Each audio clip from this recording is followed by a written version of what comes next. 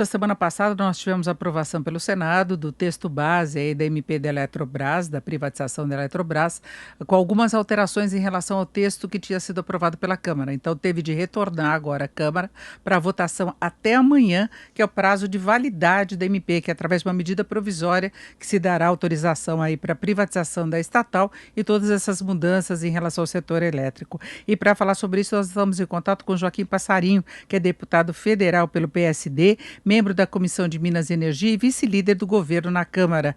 Deputado, boa tarde. Boa tarde, Denise. Tudo bem? Bem, deputado, a votação começa daqui a pouco. Como é que está o cronograma? Como é que está a sua expectativa em relação a essa votação? Eu acho que tranquilo, eu acho que nós podemos votar isso com bem tranquilidade. O Senado fez algumas modificações, mas a Câmara, na minha opinião, não vai acatar todas elas, vai acatar algumas, mas vai ser uma votação bem tranquila. É pacífico já essa votação, até porque nós não podemos criar nada novo. O que nós vamos votar hoje é apenas se fica o texto da Câmara ou o texto que veio do Senado. Então, vamos votar individualmente cada uma desses destaques para ver o texto que vai ficar. Creio que o texto da Câmara é bom, o Senado aperfeiçoou em algumas coisas, e, na minha opinião, dificultou, a minha opinião, fez algo demais em outras posições. Agora, deputado, continua aquela divergência entre especialistas da área de energia, não é, as empresas que operam no setor e entre os políticos que trabalharam na elaboração desse texto, né? Porque de um lado você tem a previsão de uma redução de custo, que é do lado da visão política em relação a esse MP que pode ser aprovado agora pela Câmara, e do outro os técnicos que estão prevendo aumento de custos, especialmente por essa vinculação à construção e instalação de termoelétricas em áreas mais afastadas, a necessidade de construção de gasodutos, a imposição de determinados investimentos que pode atrapalhar, inclusive, o quanto se pode ter de retorno em relação à Eletrobras. Enfim, são vários pontos, né? Porque, na verdade, o texto acabou indo além do que seria apenas Sim. a capitalização e privatização da Eletrobras. Como é que o senhor vê essa discussão? Esse ponto já não vamos mais discutir, não vamos saber se não vamos aumentá-lo ou não.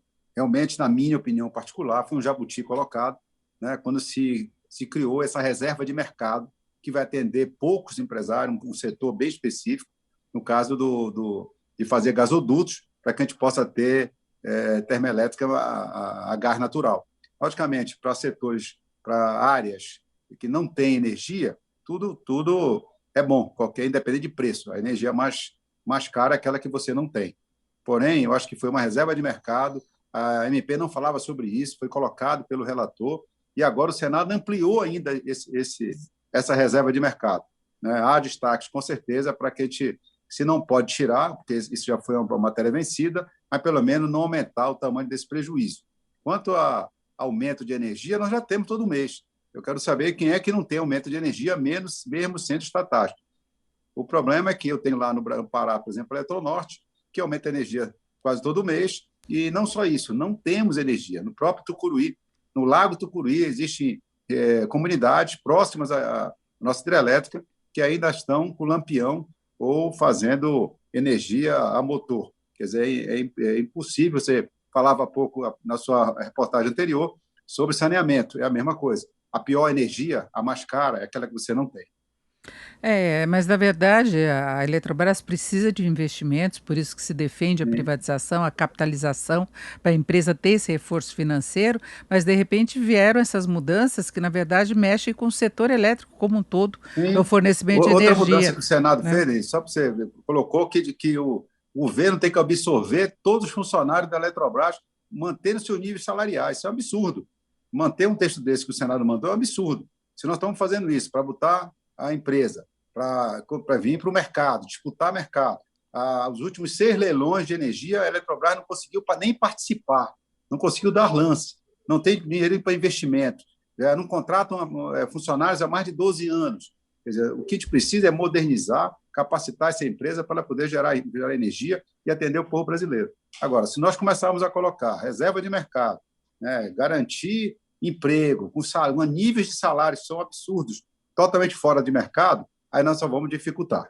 Agora, da forma como ela foi aprovada pela Câmara, já incluía muita coisa que deveria fazer parte de um projeto mais amplo de discussão com especialistas do setor, essa questão que o senhor colocou, por exemplo, de construção dos gasodutos. Agora não tem mais muito o que fazer, né? Deve ser aprovado, pode voltar ao texto da Câmara, mas ele também não seria o ideal em termos de não Não. apenas financeiro para a Eletrobras, mas de melhoria de todo o sistema, né? E essa conta de luz que a gente está vendo em alta é porque tem uma dependência muito grande ainda, ou do fornecimento das hidrelétricas, ou então das térmicas, que são muito caras, né?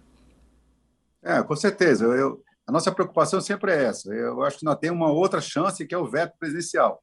Né? Eu volto a dizer, na minha opinião, essa inserção dos gasodutos e das térmicas movidas a gás natural, apesar de ser um combustível que nós temos em abundância, porém não temos a distribuição dela, ela ser imposta nisso, nesse momento, ela é um custo adicional. Com certeza, é um custo que nós não deveríamos ter nesse novo momento de capitalização da empresa. Agora, acaba chamando a atenção que a equipe econômica endossou esse projeto, né, estimulou que ele fosse à frente, não é? Houve conversas com a equipe econômica, com o governo, e, na verdade, a impressão que se tem é que eles querem um marco em termos de programa de privatização, que a Eletrobras é considerada uma das joias da coroa. Né? Então, e como está muito atrasado o programa de privatização, então seria um resultado a ser apresentado como avanço da privatização, só que carrega algumas distorções no projeto, né? Você tem total razão. Quando nós terminou a votação na Câmara, eu imaginava que o Senado ia voltar à razão, ia enxugar esse texto novamente. E o Senado ampliou as benesses, que é pior ainda. Né? Mas nós vivemos numa casa em que, no Congresso Nacional, com mais de 600 parlamentares, entre deputados e senadores, né? São 600 cabeças. Nós temos ainda um país, infelizmente, com muito corporativismo, e isso acaba influenciando na votação dos nossos parlamentares. Pena isso, eu vou dizer. Esperava que o Senado, com mais sensatez, pudesse enxugar um pouco o texto da Câmara, e o que veio do Senado foi um texto piorado ainda, na minha opinião pessoal.